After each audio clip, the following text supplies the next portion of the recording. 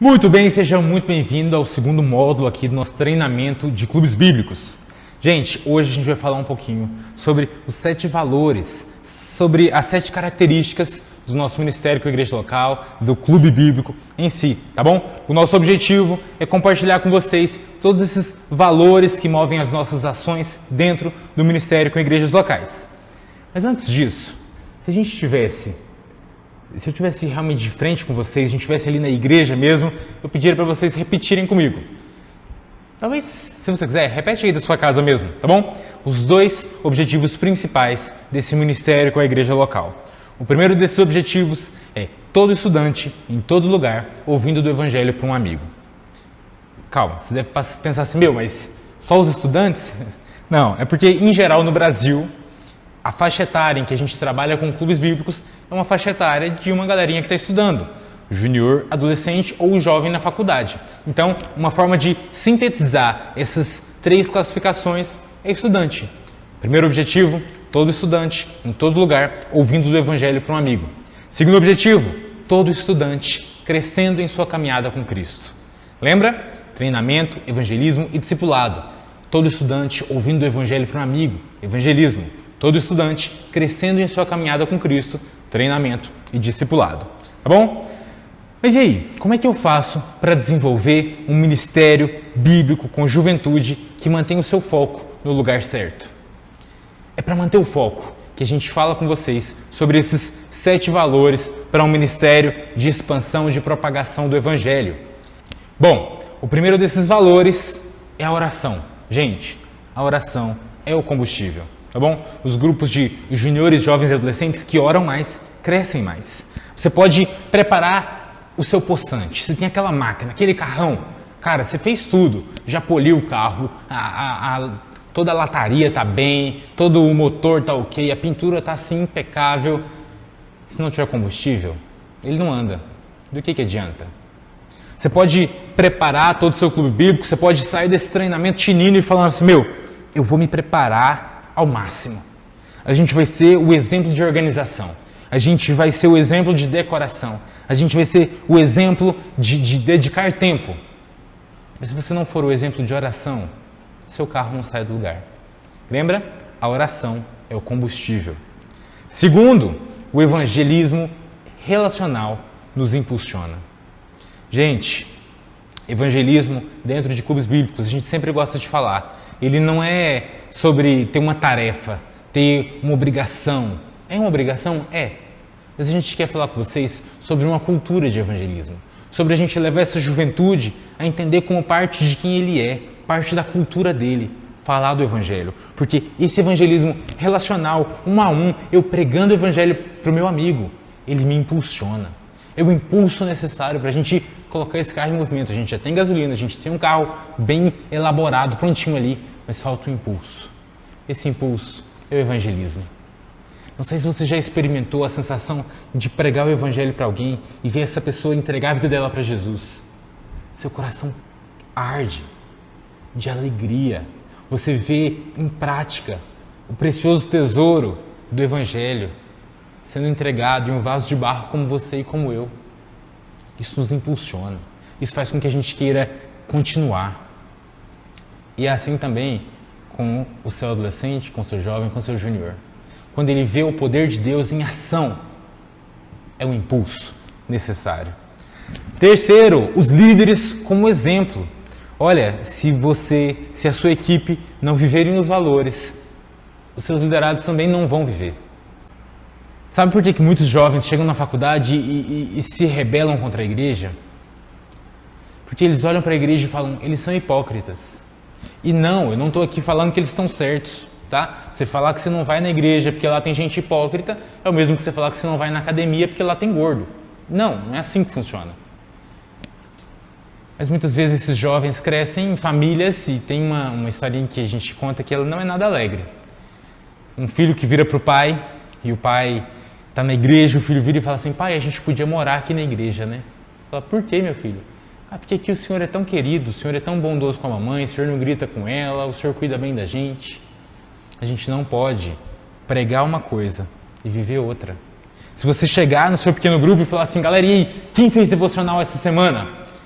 E alguns falam, eu fiz 4 dias, eu fiz 5 dias, eu fiz 7 dias. E alguém virar para você e falar, e o senhor? E a senhora? Quantas vezes fez devocional essa semana?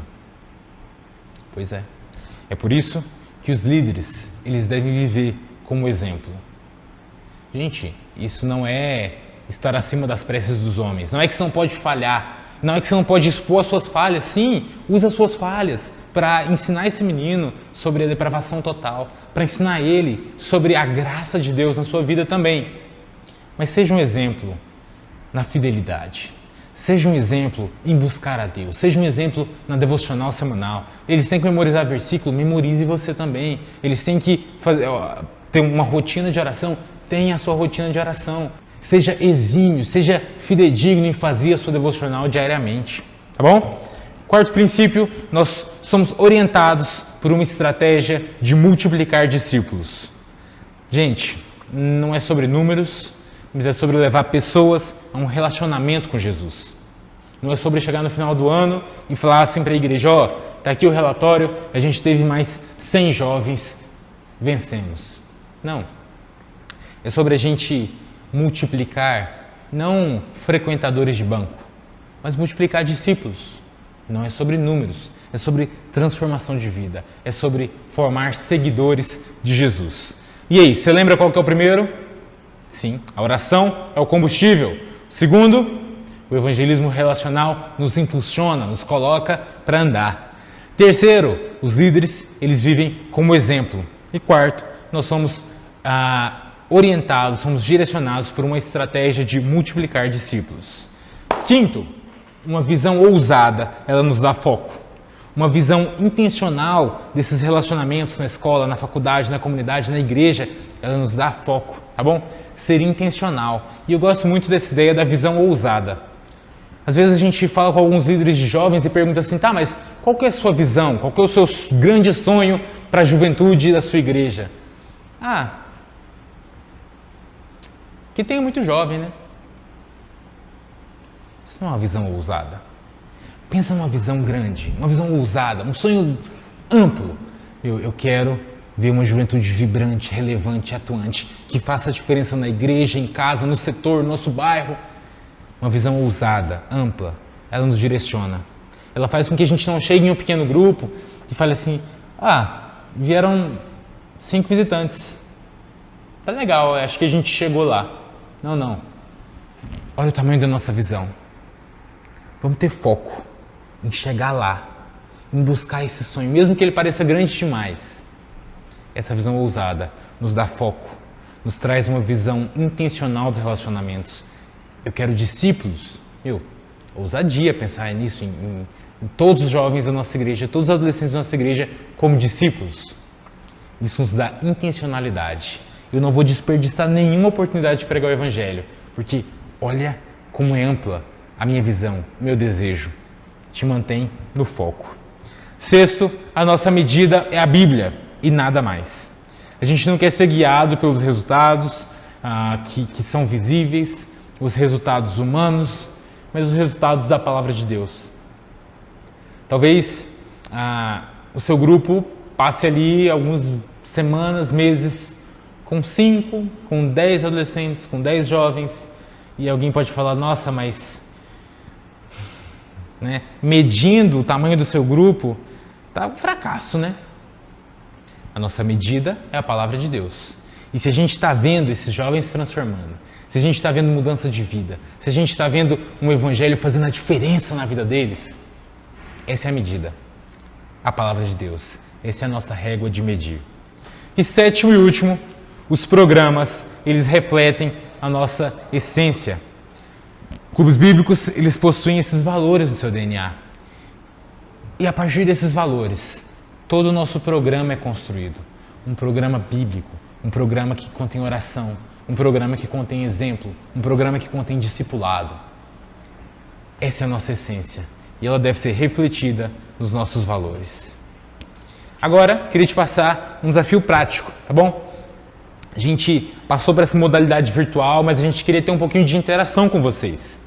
Dentro desse desafio prático, caso vocês estejam reunidos como corpo aí, como igreja, conseguiram assistir juntos, reúne com o seu grupo E agora, defina quais são os valores fortes e quais são os valores fracos entre os líderes e entre os liderados, tá bom? Entre vocês, desses 7 valores, quais são os pontos fortes, quais são os pontos fracos? Entre os seus liderados, seja adolescente, jovem ou júnior, quais são os pontos fortes, quais são os pontos fracos? E para a gente conversar também um pouco, eu queria que você nos mandasse as respostas dessas 3 perguntinhas para discussão, tá bom? Quais são os maiores desafios de mobilizar os adolescentes, os jovens, a uma vida de oração? Segundo, como é que vocês enxergam o testemunho pessoal de vocês perante os jovens, adolescentes e juniores da sua igreja? E terceiro, o que precisa mudar no ministério de vocês para que vocês tenham uma visão mais prática do discipulado, uma visão mais bíblica do discipulado, tá bom? A gente vai enviar junto para vocês o e-mail para vocês responderem essas perguntinhas aí, para a gente ter um momentinho de interação também, tá bom? Então é isso, terminamos nosso segundo módulo aqui, contamos com a colaboração, com a paciência de vocês, a gente tem mais alguns módulos pela frente, e é isso, até o próximo.